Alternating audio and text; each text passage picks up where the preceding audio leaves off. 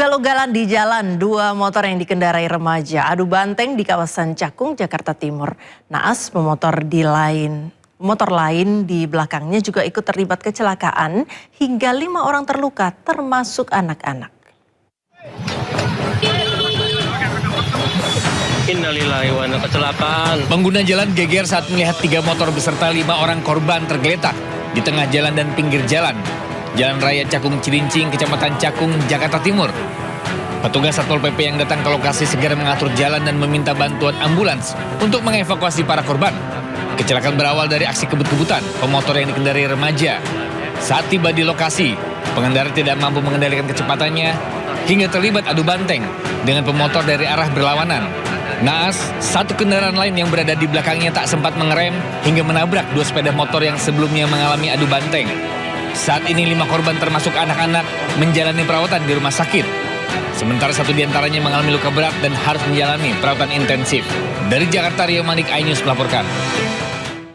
Kecelakaan maut yang melibatkan sebuah bus akap dan minibus terjadi di jalur Tengkorak, Surabaya, Mojokerto di kawasan Balongbendo, Sidoarjo.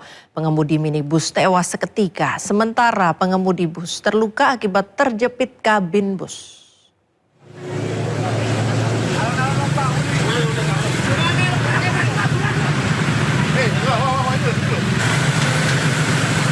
Diduga kurang waspada, ugal-ugalan dan tidak mau saling mengalah, sebuah bus antar kota antar provinsi jurusan Surabaya Jogja terlibat tabrakan adu banteng dengan sebuah minibus dari arah berlawanan di jalur Tengkorak Surabaya Mojokerto, kawasan Balongbendo, Sidoarjo, Jawa Timur.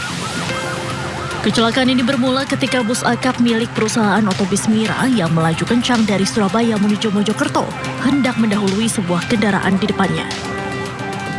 Di saat bersamaan muncul sebuah minibus yang melaju dari arah berlawanan.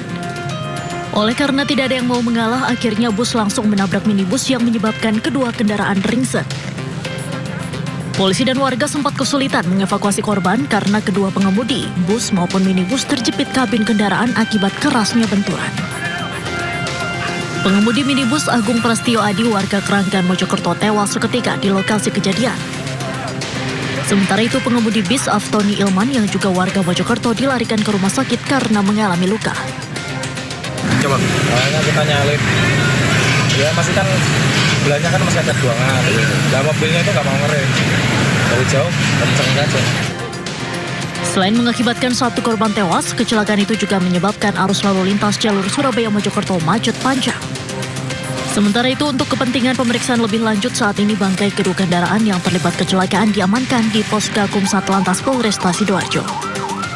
Dari Sidoarjo, Jawa Timur, Pramono Putra, iNews melaporkan.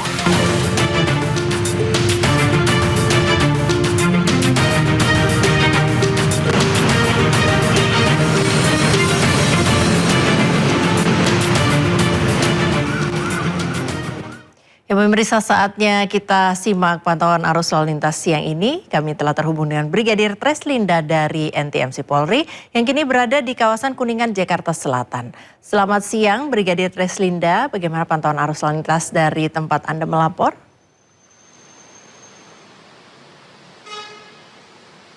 Ya baik, terima kasih Friska. Kami akan menunjukkan secara real time kondisi arus lalu lintas terkini dibantu juru kamera Budiman Nurung.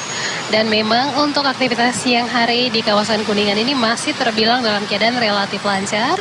Seperti yang Anda saksikan saat ini, kendaraan dari arah Warung Buncit yang akan lurus mengarah ke arah Sunan Said dalam keadaan relatif lancar.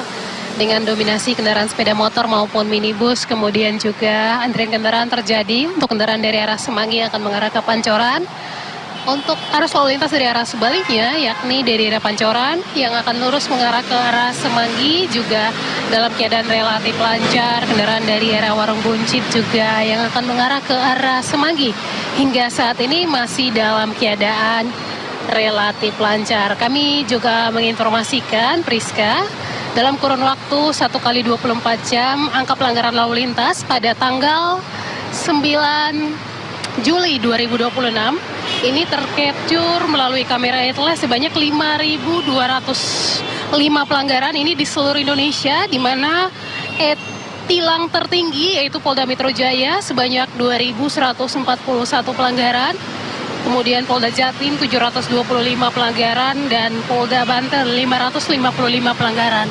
Namun kami melihat dari grafik angka pelanggaran yang terjadi untuk wilayah hukum Polda Metro Jaya, di mana memang Polda Metro Jaya ini grafik dari hari Senin hingga hari Jumat, angka pelanggaran lalu lintas ini selalu berada di angka 2.000 pelanggaran. Namun akan mengalami penurunan yang signifikan, yakni pada hari Sabtu dan Minggu, di mana angka pelanggaran ini tercatat hanya 200 dan juga 100 pelanggaran.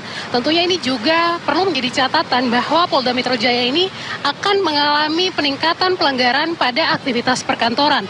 Untuk itu kami juga mengharapkan bagi para pengguna jalan untuk selalu mematuhi rambu serta marka.